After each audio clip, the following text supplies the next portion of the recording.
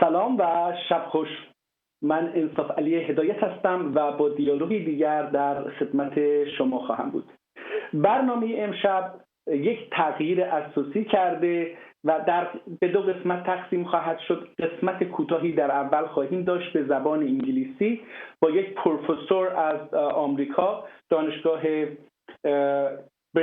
برینگام یانگ یونیورسیتی در ایالت یوتا هستند که مهمان برنامه خواهند بود. در مورد نژاد پرستی و یعنی ریسیسم و فاشیسم در ایران بحث خواهیم کرد. بحث کوتاهی خواهد بود به حدود 20 دقیقه و بعد با بخش فارسی در ادامه شما خواهیم بود که مهمانان این برنامه هم تازگی خواهند داشت و امیدوارم که بحث جالبی برای شما باشه. با اجازهتون من با انگلیسی آغاز بکنم. ببخشید انگلیسی من شاید مناسب نباشه ولی بهتر از هیچی خواهد بود. Good evening, Mr. Mark Choate. I'm pleased to meet you here in my program. I'm hosting this program. It's called the Dialogue. And first of all, would you please introduce yourself briefly, please? Yes, I'm Dr. Mark Choate, and I earned my doctorate in history at Yale University, and I'm a professor of history here at Brigham Young University, speaking to you all from Provo, Utah, United States of America. Oh, I'm pleased to have you here. Sir, I sent you a short article, actually if we call it short article, and I wrote about Iran and the situation that other non-Persian people living in there. What do you think about that article and the situation in Iran? Yes, it reminds me of a book by Walter Laqueur, Fascism, Past, Present, and Future, who was arguing, Walter Laqueur was arguing similar points that Iran is a fascist regime today, a totalitarian regime, also persecuting minorities and denying their human rights. Yeah, it's interesting that you got that conclusion. But what about? Let me ask you about the criteria of racism. What is the criteria of racism, and what does criteria do or impose to the society in general? Yes. I mean. It's tempting to call any opponent a fascist, but fascism actually means something specific. And the first fascist party was Italian fascism, coming to power in 1922, relying upon National Socialism. So instead of Marxist socialism, dividing each country into classes, the working class, the upper class, the middle class, the National Socialists argued an entire nation was a proletarian nation, and they had to fight against the other nations, the bourgeois nations. So it was the Italians against the French, against the English, against the Americans, against everyone else. And so in Italy, they persecuted the French-speaking minorities in Val d'Aosta, and also the German-speaking minorities in Südtirol, Alto Adige, Trentino. And they didn't start out anti-Semitic, but by 1938, they were persecuting the Jewish minority as well. And so that was part of their power, was they could decide who to persecute and who to oppose, and they kept changing the criteria as well. Okay. You are talking about the persecuting. Is it something that they do, the action or the tout or the propaganda? What get us to know that there's a persecuting? The totalitarian regimes broke down the distinction between private and public spheres. So there's no private sphere. The regime, the party, the great leader has total control over everything. So there's no human rights at all. It's just the nation in the leader itself. And so the fascists, for example, in Italy, got rid of French words and English words in the Italian language to make it all the Italian race and the Italian stirpe, or the Italian ethnicity. So they mixed ethnicity and race together, and you couldn't oppose the regime and the leader, or you could be killed. And then the same model was adopted by Adolf Hitler as the Führer instead of the Duce in Italy, and then also by Franco in Spain, the caudillo. But each country, they didn't really work together because it was all their own nation, not overarching values. So the racism is very central to fascism. You're talking about the regime. Is it just regime do the persecuting against the minorities that they call minorities actually, or the people, intellectuals and elites of the society also have been fascist and racist too? In Italy, the fascism became a mass party, and every teacher and professor, to retain their job, had to become a member of the fascist party. But in Germany, the Nazi party was an elite party, and people couldn't just join the party. They had to know someone or be part of the initial seizure of power in 1933. So by the state controlling the universities and controlling all publications and all media, they strongly influenced the intellectual aspects of the country as well. And so this racist science was taught by the faculties of racist science at the universities. And so it was a very official, very scientific. I mean, it wasn't true, it wasn't actual, but it was presented as a definite science of the way things should be.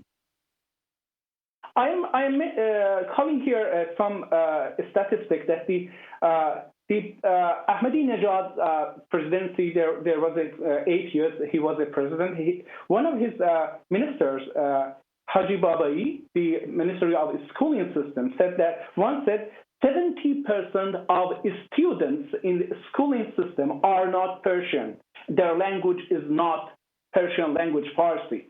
In other that I have here, the Minister of the Foreign Affairs said in Turkey, to respond to the journalist that was asking question, he said that 40% of the population in Iran are Turkish people. But it's now almost 83 million people living in Iran. The population is 83 million. But let's say almost 35 million of the population are Turks, but they have no even one single school. What you call this regime and the media and the parties are just supporting government and opposing Turks for asking the schooling for their own language, their own culture, their own history. And I have to mention that right now that I'm talking to you, almost 125 Turk activists who just willing to teach or train in their own language, they are in prison. And they are not short terms, they are serving 15 years in jail. What do you call this regime and the elite of the Persian and the let's say professors at the university that they are agreeing to this process is going? Right, I agree with you and Walter Lacour that this is a fascistic regime with the great leader and totalitarian rule, and focusing against internal enemies and building a negative consensus against enemies who are just a different ethnicity. That's not necessarily an enemy, but but strengthening their state power by blaming people at home and scapegoating them and repressing them to increase state power in a negative way, instead of building a positive consensus and something constructive and multicultural and building on all the languages and the resources of all the people. They're supporting certain groups against other groups, and so it's just a zero-sum game of more for one party and group and less for the designated enemy. That's exactly what the Italian fascists and the German Nazis did as well. Could we call them the teachers, professors at the university, or the filmmakers, journalists who agree with the system and support that system, fascists? Could we? So that's a big controversy. Like Leni Riefenstahl, who made the movie Triumph of the Will, who really built up Hitler's myth in this movie. But she was not actually a member of the Nazi party, and she didn't agree with some of the Nazi policies, but she had established Hitler as this god on earth, larger than life, bigger than everyone. And so after the war, she was tried as a Nazi sympathizer, and she went to prison for about 5 years, and then she came out of prison, but ever after there was this question, was she a Nazi or not? She was not a Nazi party member, but she had definitely helped the Nazis with her genius, with her filmmaking genius and her creativity. She had made Hitler a great leader, even though he led his country to utter destruction. He devastated Germany. In Italy, the professors were required to be fascists, and some of them kept teaching the racial science after the fall of fascism until their death. But definitely, they built up fascism and its rule and its power. In the case that we are talking, I mean Iran, the professors at the university, teachers at the school, filmmakers, and everyone who has a role in the society, an upper role or elite, they are opposing Turkish language, Turkish culture, Turkish history. There is no even single school, even private school in the country as big as Iran, and they are denying Turkish people's right in their language, in their culture, in their history, and their identity. Even they try to change their Turkish identity to Azeri. They call it Azeri, but they are Turk. In this case, are these people who are writing books or they are working in the media or teaching at schools, universities, colleges, are they fascist? I mean, because we want to discuss in the Persian section of the program about this. I want to know if someone is silent about the case. Do not oppose that. But in the way he is doing or she's doing, it is supporting the regime, the authority. Could we call them fascist, or just we have to stop there and not mention any name for them? Edmund Burke said, "All it takes for evil to succeed is for good men to do nothing." And when people don't oppose the regime and they don't undermine the regime, then they're just helping the regime succeed. So after World War II, people were tried as collaborators and Nazi sympathizers and quislings who support the Nazi occupation, and definitely the supporters, the intellectual leaders, should not give all their support to the regime. The idea of the weapons of the weak that even if people are undermining somewhat, that doesn't make it helps the regime fail in the long run, and not teach everyone that there's no other people inside the country. So they should definitely not support the regime 100% with all of its anti-ethnic, anti-minority policies. Yes. The last question is that there is a people, Turkish people or Arabs or Kurds or Lords or Balochs in Iran, and they're opposing the elite intellectuals in Persian group, I mean, and the government or the regime in total. But the Persian intellectuals call them pan-Turks, pan-Arabs, pan-Balochis. What do you think about that? Does it mean that they are supporting the regime, the racism, the fascism in Iran, and opposing the people who are looking for freedom, for looking for human rights?